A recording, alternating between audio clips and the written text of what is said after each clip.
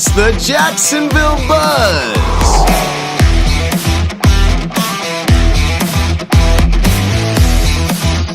Grant Smith.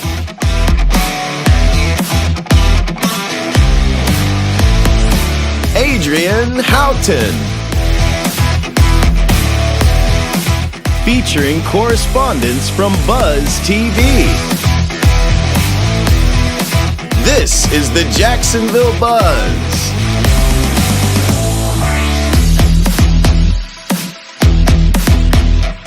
Greetings and welcome to the Jacksonville Buzz. I'm Adrian Houghton. And I'm Grant Smith. Today I have local business attorney Charlie Jimerson in studio of Jimerson and Cobb.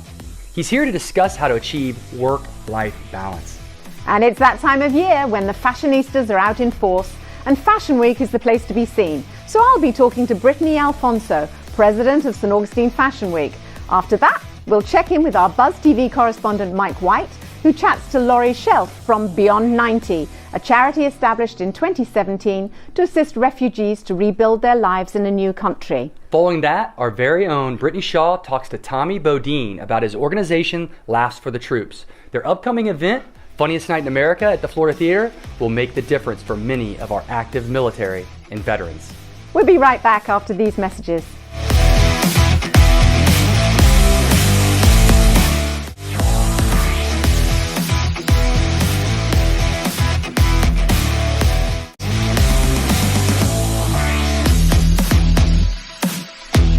Welcome back to the Jacksonville Buzz. My next guest is here to discuss, is work-life balance obtainable through effective time management? Well, my next guest is a local attorney who has won just about every award a Florida business attorney can win. His law firm has been voted one of the best places in the state to work, and he is one of the top 100 influential attorneys in America. Please welcome Charlie Jimerson of Jimerson and Cobb. How are you, Charlie? Hey, Grant. Good to see you. Good to see you. With you. Charlie, our topic today is something that a lot of people struggle with, work-life balance. Is it obtainable? Yeah, it's tough. Many people think it's a fallacy. It's something that's not real, that it's something you're constantly striving for. It's just this elusive concept that will, in perpetuity, evade you. And many times it feels that way. I mean, anybody who's living a very busy life, who's a high-end professional, or just whatever they're doing, they're realizing that I don't have balance here and I feel like I'm burning the candle at both ends. I can understand why people feel that it's not attainable. I'm on the other side of things. I do think it's attainable, and there's some mechanisms and ways to go about it which make it attainable. I think that you really need to, in order to have great work-life balance, you've got to be a great planner. You've got to be efficient with your time. And probably most importantly, and you've got to prioritize too. You've got to figure out what are the priorities in your life and how do you want to balance them. And then lastly, and I would say most importantly, you've got to be disciplined. You've got to be regimented in the way that you handle your time and judicious in the way that you handle your time. I think with tight schedules and people's plates are just completely full and long days, especially Americans, bigger is better. And they don't know when to stop. Sure. So a lot of all that plays into this. So you've given us some steps in terms of how to achieve it. So let's take it to your world. What's a day in the life of Charlie Jimerson like? First of all, how long have you been practicing law? So this is my 14th year practicing law. Wow. So after 14 years, and as well as you talk about the topic, I would think you've somewhat mastered this, although you're probably always chasing it. So tell us what a day in the life of Charlie Jimerson is like. I appreciate that. Thank you. As a lawyer, fundamentally, I'm a time salesman, right? Okay. I bill my clients by the hourly basis, and that's how our metric of compensation. So if I'm not in control of whatever my widget is for sale is my time. I'm not exhausting my economic opportunity. I'm not serving my clients in the best way. I'm probably not serving my community in the best way, and I'm most importantly not serving my family in the best way. So you've got to have structure. For me, I've got to have a lot of structure. And it starts with, I'll pull up a document that I brought just because I know that you and I were going to talk about this today. Okay. This is a laminated copy of something that I extracted from my business plan. I create a business plan every year. But this is my schedule as espoused on what a perfect day is for me. Every year I sit and evaluate what would be the perfect work day for me. And it starts with evaluation of what's it going to take, how much time am I going to have to put working in the business, right. That is, as a practicing lawyer. How much time am I going to have to put working on the business, that is, improving the processes and function of the business as a whole. Right. How much time am I going to invest in myself and my personal health or things that keep me physically or mentally healthy?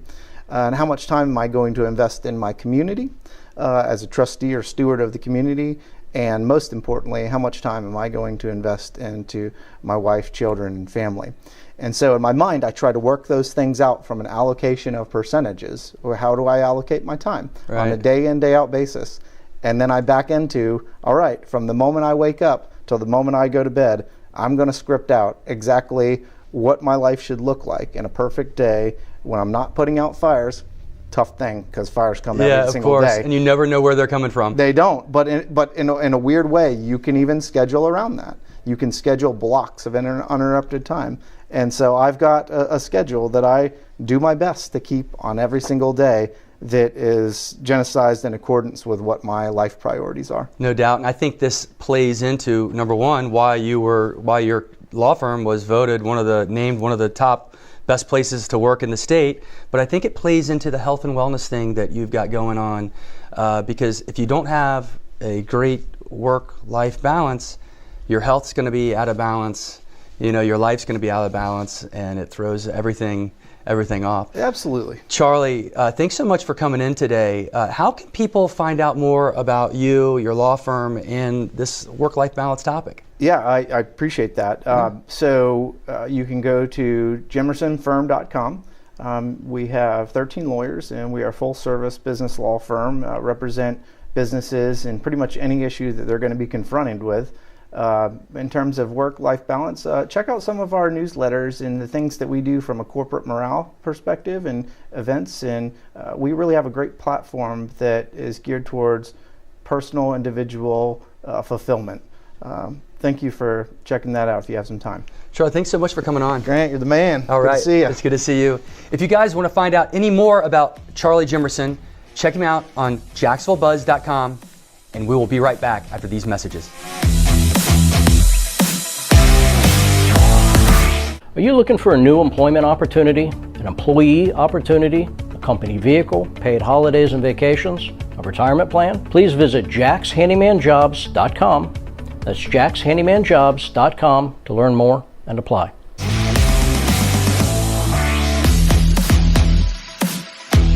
St. Augustine Fashion Week is a highlight of the Northeast Florida event calendar, and the fashionistas will definitely be out in force this March when it goes into its 5th season.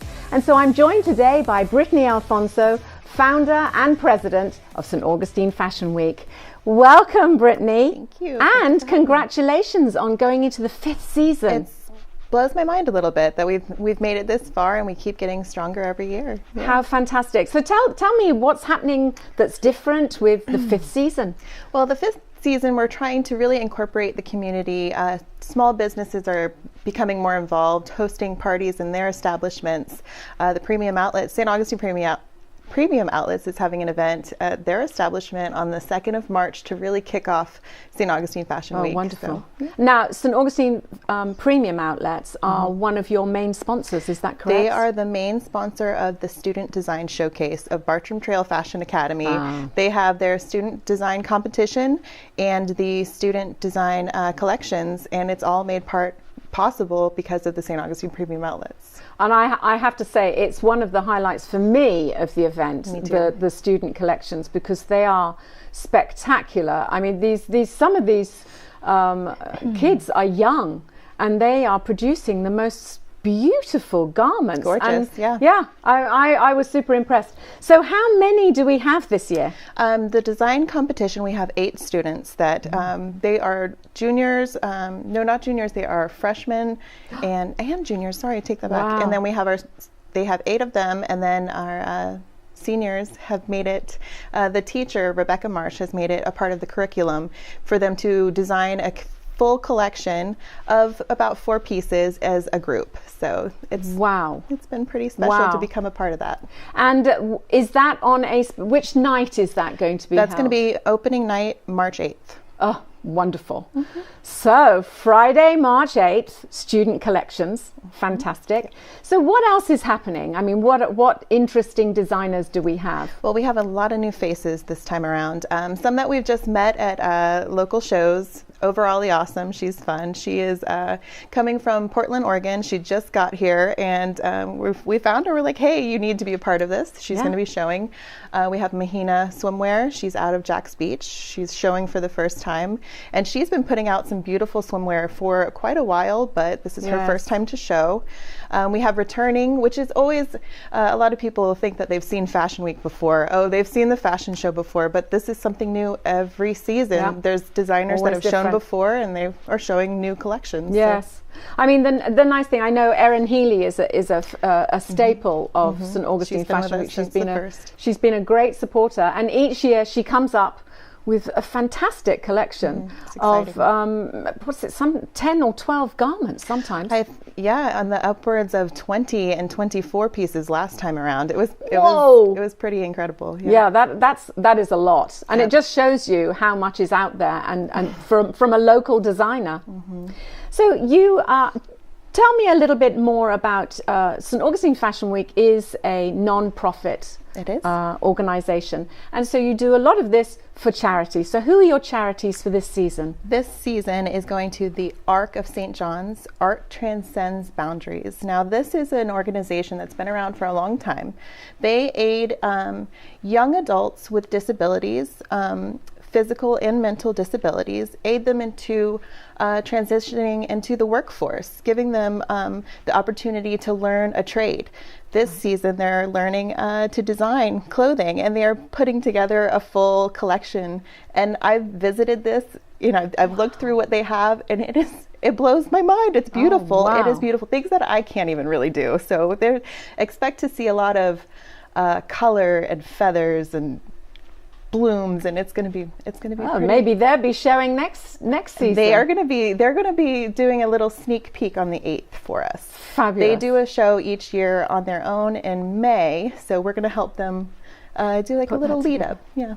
Marvelous. And the other thing I want to say is that this wouldn't really be possible without all the volunteers, would it? No. Are you still looking for volunteers? Yes, we would love to add to our team. We need volunteers for really everything, from setup to helping backstage, and I'm pretty sure we're full on hair and makeup, but I'm sure we can always use some assistance with organizing that. And if anyone would like to volunteer, how do they get hold of you? Email me at events@stafashionweek.com. Brilliant. Well, thank you for coming in and telling us about season 5. I'm excited to be a part of it again. We are so thankful to have you for now the 5th season. I know, it's the wonderful. 5th season is marvelous. And if you need to know any more information, go to jacksonvillebuzz.com. We'll be right back after these messages.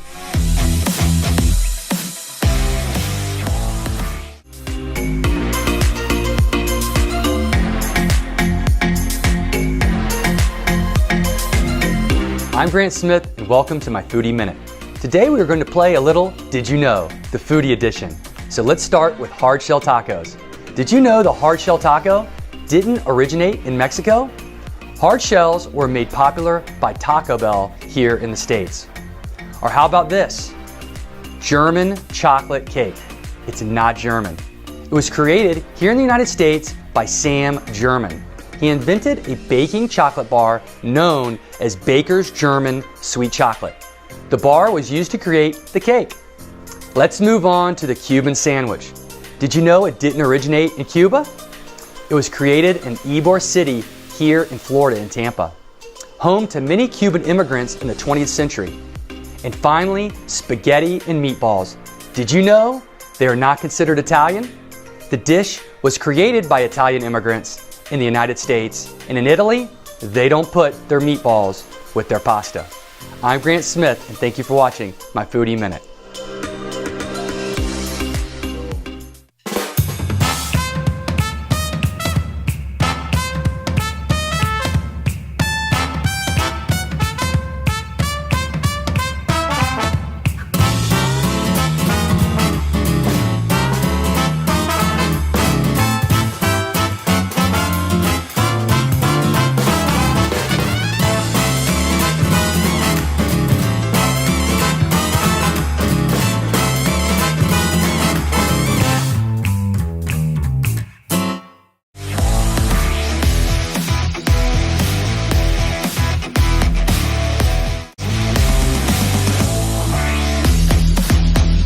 Welcome back to Buzz TV. I'm Mike White. Join me on Making a Difference today is Lori Chelf with Beyond 90. Welcome to the show. Thank you. Thank you for having me. So what is Beyond 90? Beyond 90 is an organization, 501c3 nonprofit that my husband and I founded to work with refugees past their initial 90 days of resettlement here in Jacksonville. We work with them in mentoring and empowering them to become self-sufficient, and we're really working towards providing supportive housing in conjunction with our empowerment program. What made you guys want to start the 501c3? Well, back in 2014, my husband and I didn't even know that refugees lived in Jacksonville. And we delivered some Christmas gifts to some needy families, and one of them happened to be a refugee family. And we later saw that family in Walmart, and they wanted to exchange phone numbers, and so we exchanged phone numbers. We became friends with them, and that led to another family. And at the 90-day point where the family was, their case gets actually closed financially, they get no more financial assistance from the government, we got a phone call, and they were just so insecure about paying their rent, and was in that struggle with them that we really felt and empathized with what they're going through, and having to learn all of this in 90 days and how to do it. And I mean, can you imagine what it would be like for us to go to some other country, not know the language, and then expected to be fully self-sufficient in 90 days? So it was at that point we knew we needed to do something more. So when they come in, how does someone connect with you? Are you working through another faith-based organization, or how does someone learn about Beyond 90? Well, we have our website, so people can do that. We're creating more awareness about what we do through fundraising and other efforts. And we also partner with World Relief Jacksonville. And so we work with refugees mainly that we've gotten to know through them. So because we've lived in an apartment complex with them, the word gets around quickly that we're there. So where are refugees coming in from that you're seeing that come to the Florida area? We've seen them from all over the world. We've seen people come from Congo, Burundi, different places in Africa, South Sudan, Afghanistan, just all over. In fact, my husband and I, since we started, have worked with over 40 families from 11 different countries. What does it take to actually work with them? So when you're raising money for your organization, what kind of expenses do you have that you provide assistance to the refugee families? Well, we mostly provide mentoring. We have provided some rental assistance when needed, when they get into some very dire situations. And a lot of it is just, sometimes can be just crisis management, because no fault of their own, something happens. There's been a change in the dynamic of the family. The income goes way down, and they just find themselves, what do I do? We actually worked with a Congolese family, and that family found out that they were going to have to leave their apartment. At the same time, the mother just quit her job for maternity leave. And the apartment complex said, I'm sorry, you're too big now. You need to leave and find another place to live. We don't have anything bigger for you. So in helping this family find a new place to live, the income for the father just wasn't enough to meet any of the income requirements in Florida and Jacksonville. So we ended up buying a house, And we bought a house, and we actually had a mother-in-law quarters in it. So my husband and I moved in the mother-in-law quarters, and we actually moved the family into the larger part of the house. And so we just kind of live there with them, and we continue mentoring them in life skills and things like that, and trying to get them more stabilized again. You guys are all in. We're all in. So the next 1 year and 3 years, what are your hopes for the organization in the next 12 months and 36 months? Well, right now we are launching, like I said, into supportive housing. We're focusing on the larger families because rental agreements and rent is just not affordable for large families. So in addition to the house we bought another house. It's a 4-bedroom, 2-bath, and we are renovating it right now, and it'll be for another large refugee family. We'd love to have people who like to rent and flip houses and rent them to maybe join us in partnership for these larger families. But ultimately our goal is to have an apartment complex solely for refugees, just to create that longer transition time, have community, provide support when they need it. And they do get support during the day hours, business hours, but a lot of times they're working.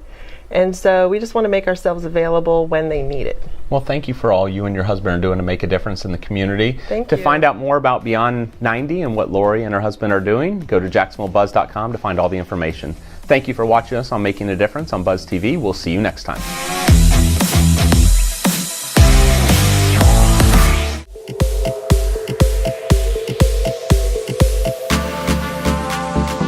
Welcome to Fashion Focus. The US kicked off the Fashion Week schedule at the beginning of February. So here are my top 4 trends from the New York Fashion Week Fall-Winter 2019 collections. Number 1, rich purple. From shades of lavender to deep eggplant hues, the regal color purple was a source of inspiration for a long list of designers. Number 2, the obsession with quilting has been going strong for at least a year, and it continues, but not only in outerwear, it's migrated to quilted trousers, skirts and jackets. Number 3, Victorian necklines in ruffles, romantic lace and floral prints will be something to add to your fall wardrobe this year. And finally, it's time to swap out that old leather jacket for a complete leather suit, but make sure you choose those rich tones of jewels in blues and purples. Thank you. I'm Adrienne Houghton, and thank you for watching Fashion Focus.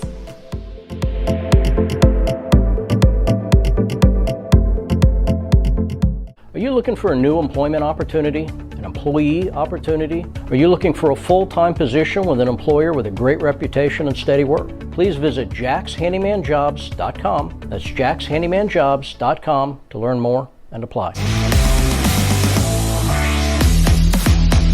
Welcome back to Buzz TV. I'm Brittany, your events host, and today I am joined with very special guest, Mr. Tommy with Laughs for the Troops. Hi, thank you. Welcome, of course. I'm so excited to hear about your event, but first, can you tell us a little bit more about your organization?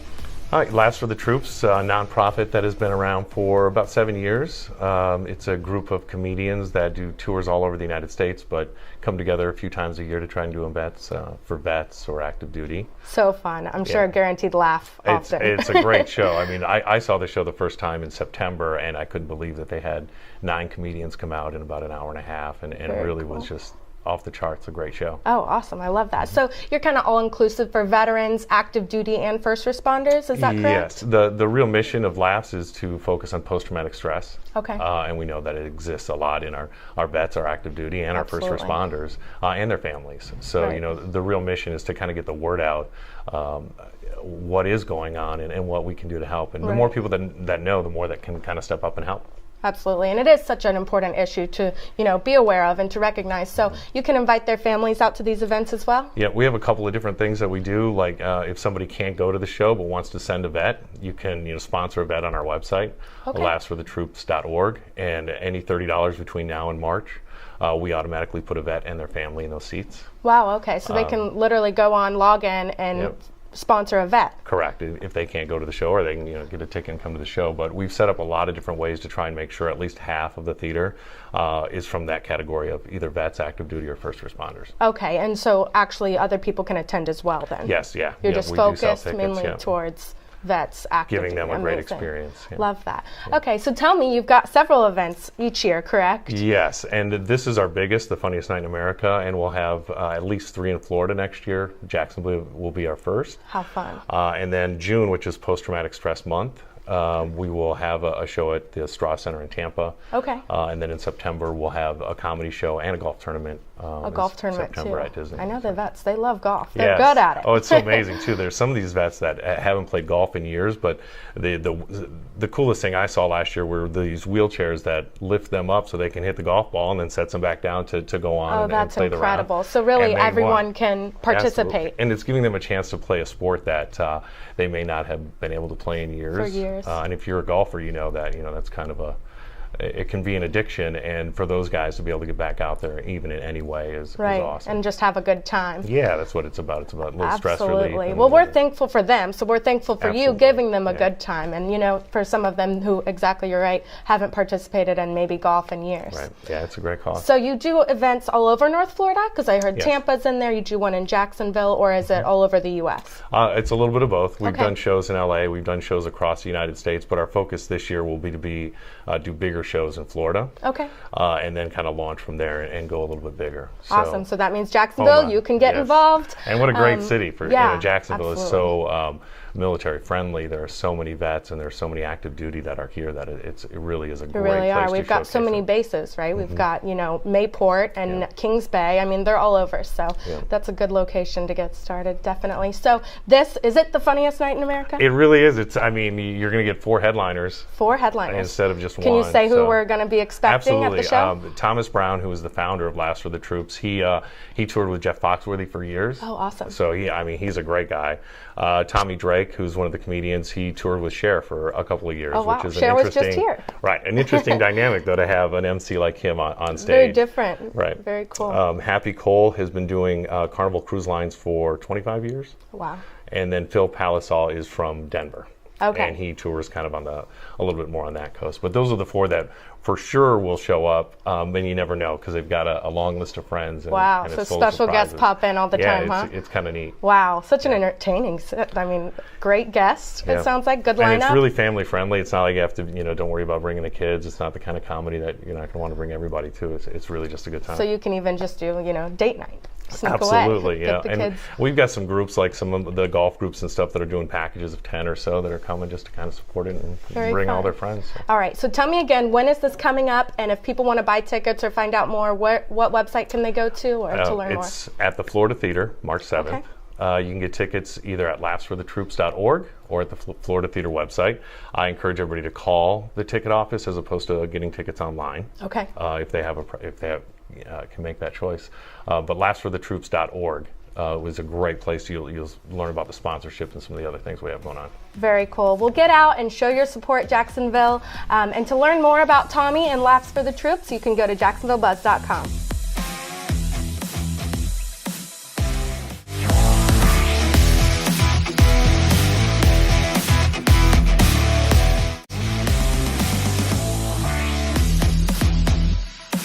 To learn more about our special guests, you can go to thejacksonvillebuzz.com. We hope you've enjoyed our show and this week's special guests. Thank you for watching. I'm Adrienne Houghton. And I'm Grant Smith. And we'll see you next time right here on the Jacksonville Buzz.